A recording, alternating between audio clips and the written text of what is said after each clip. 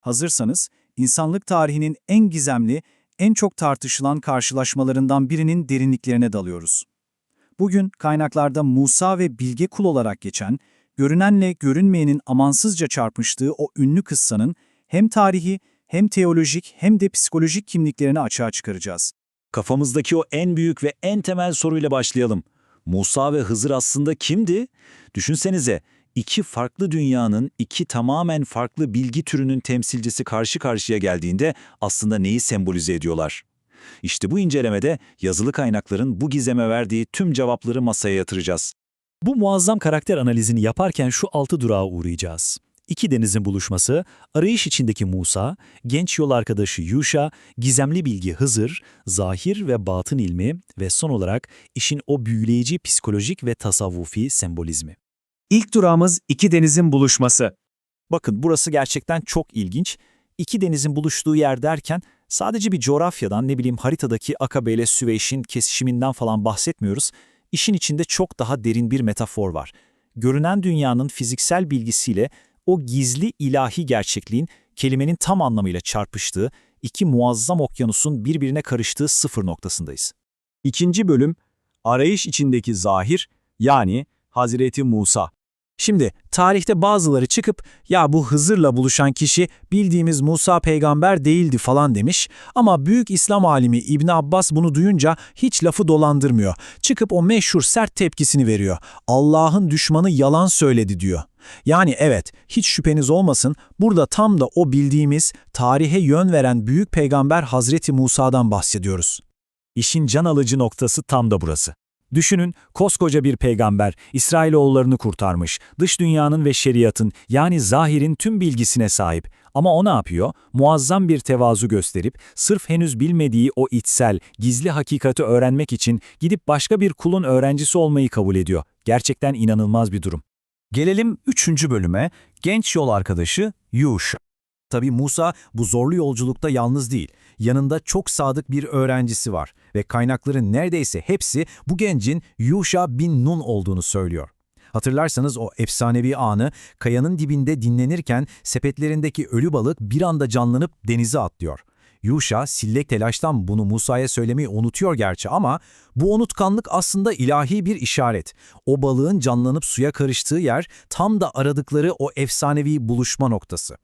İlahi ilhamın ve o bahsettiğimiz İslam nurunun onları nasıl adım adım hedeflerine taşıdığını burada harika bir şekilde görebilirsiniz. Kaynak metinlerde o kadar sık karşımıza çıkar ki bu aydınlanma teması, çünkü biliyoruz ki bu sadece sıradan bir fiziksel yolculuk değil, tam anlamıyla bir ruhsal uyanış yolculuğu.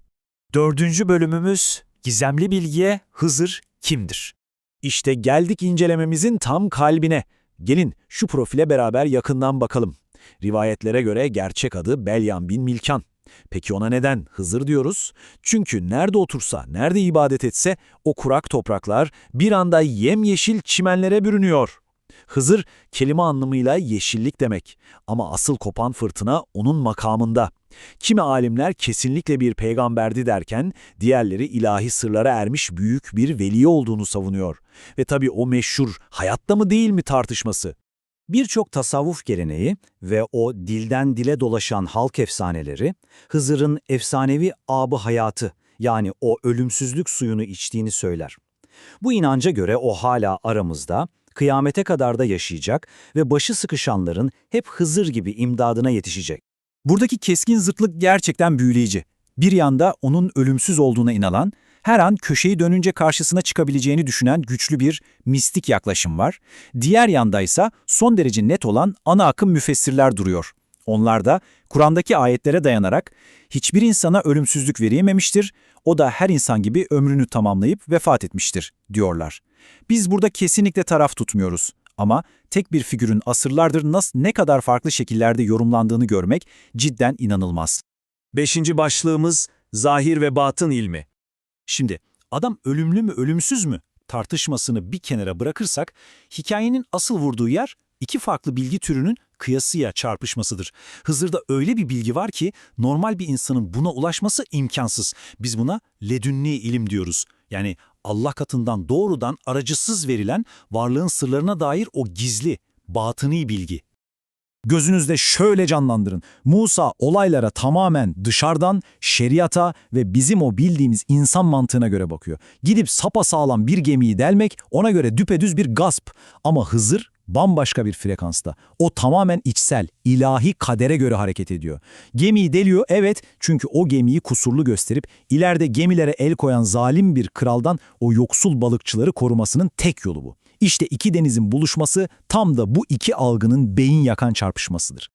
Dışarıdan ne kadar mantıksız, ne kadar yıkıcı görünürse görünsün, o geminin delinmesi gibi olayların arkasındaki o muazzam, gizli ilahi merhameti anladığınız an, hakikat yüzünüze işte böyle parlak bir şekilde çarpıyor. Olayların o görünmeyen, batıni yüzü aydınlandığında tüm taşlar yerine oturuyor. Ve geldik 6. ve son bölümümüze, psikolojik ve tasavvufi sembolizm. İşin psikolojik boyutu o kadar derin ki efsanevi psikanalist Carl Jung bizzat oturup bu hikayeyi incelemiş. Jung'a göre Hızır öyle sadece tarihi veya dini bir şahsiyet falan değil. O, insan psikolojisindeki kendilik yani self arketipinin vücut bulmuş hali. Düşünsenize, bilincinizin tıkandığı, mantığınızın iflas ettiği o zor anlarda içinizden çıkıp size rehberlik eden o üstün içsel bilgeden bahsediyoruz. Yani işin özü hem Jung'un modern psikolojisinde hem de o 1000 yıllık köklü Sufi geleneğinde Hızır tarihi kalıplara sığmıyor. O, zorda kaldığınızda imdadınıza yetişen bir dost, rüyalardaki o saf beyaz ışık, toprağı yeşerten bereket ve evrensel gerçeği arayan herkesin o ebedi öğretmeni. Musa bizim o sabırsız, mantık arayan insanlığımızı, Hızır ise idrak etmeye çalıştığımız o evrensel ilahi gerçeği temsil ediyor. Bu harika incelemeyi toparlarken o en can alıcı soruyu doğrudan size sormak istiyorum. Kendi hayatınıza şöyle bir dönüp baktığınızda, başınıza gelen olayları sadece dış görünüşüyle, o zahirine bakarak mı yargılıyorsunuz? Yoksa o görünürdeki kaosun arkasında yatan, gizli, batıni ve kim bilir belki de çok daha merhametli o içsel gerçeği aramaya cesaretiniz var mı? Üzerine bol bol düşünmelik bir soru. Bir sonraki incelememizde görüşmek üzere, merak etmeye ve sorgulamaya devam edin.